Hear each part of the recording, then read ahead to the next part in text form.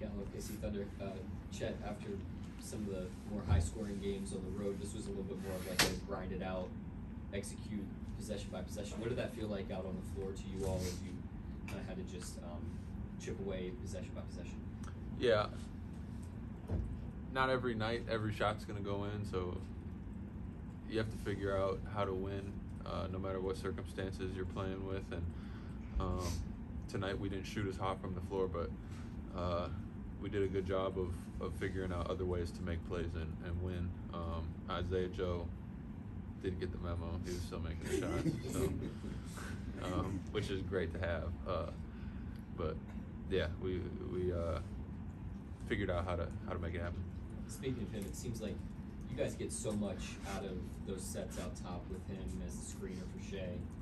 What's opening up on the backside for you all? How does that unfold from your vantage point when they execute out of that?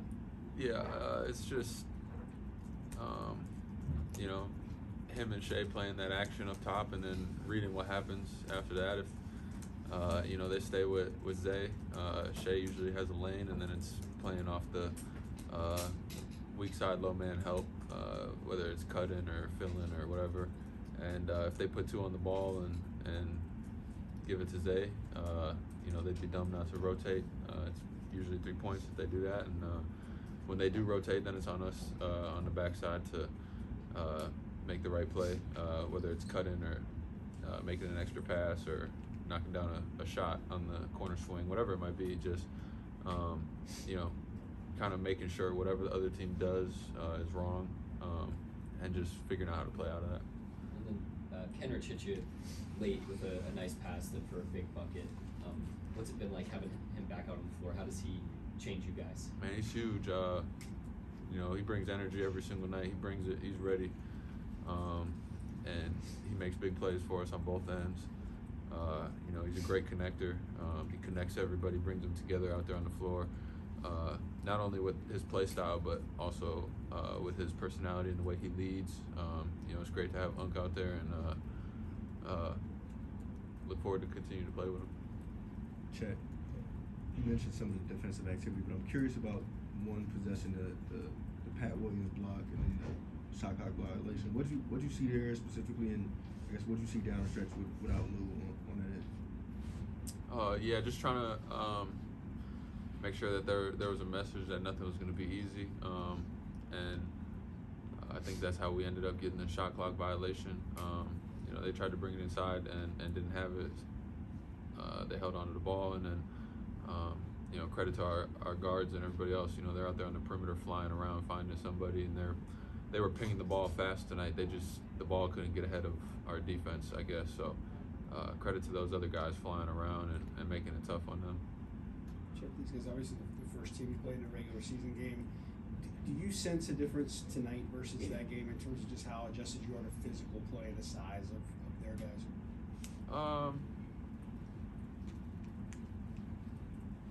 I mean, it always helps having a game under your belt.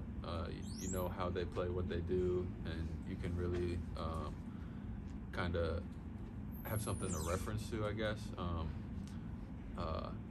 But things have definitely slowed down a lot for me on both ends after playing a few games. It's a lot less to calculate. It's more just making reads at this point. I kind of know what's going on, and you know, that really helps me, especially on the defensive end, just being able to make quick decisions and not I feel like that was some of the things I was running into early on, just over-calculating, I guess. So it's good to just be able to flow out there.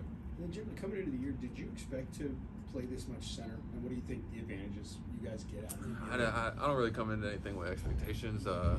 Whatever coach's vision was, you know, I was going to do my best to go out there and execute. And so far, this is what it's been. And, you know, I look forward to continuing to play.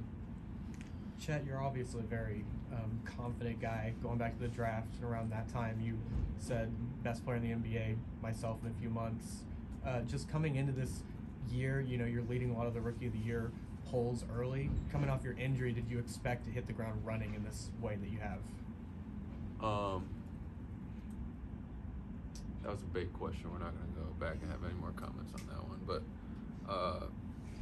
you know, I'm definitely always confident in myself, confident in the things that I can do because I've practiced them, gotten in the gym over and over and worked on them. So I know what I can do, and you know, this team and coaching staff have confidence in me to go out there and do that stuff, which helps even more. And you know, I knew I was gonna figure it out. It was only a matter of time because I was gonna do whatever it takes to figure it out. So you know, it's always great to have early success, but you know, there's always going to be challenges no matter how long I play. So it's just going to come down to adjusting to them and continue to get better.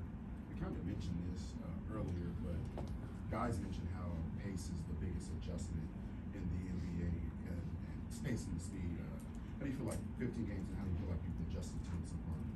I mean, we played faster at Gonzaga, so this has been a pretty similar experience, I guess. And you know, I enjoy playing fast, you know, getting up and down.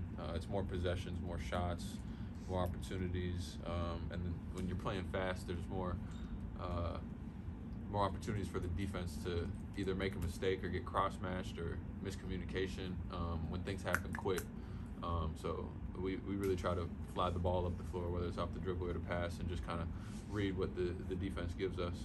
And it's been working really good for us so far, so we're going to continue that. Anybody else? Go ahead, Joel. We'll go last one here. You go.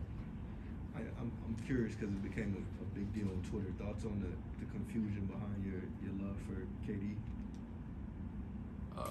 The tweet I made about the three-point thing? Yeah. I mean, Elon Musk he didn't make the retweet button, but he left the retweet button in there for a reason. They're like making graphics of my tweet and stuff. It's like, just retweet it, leave it. Like, it wasn't supposed to be a big deal. I left the comment on a post.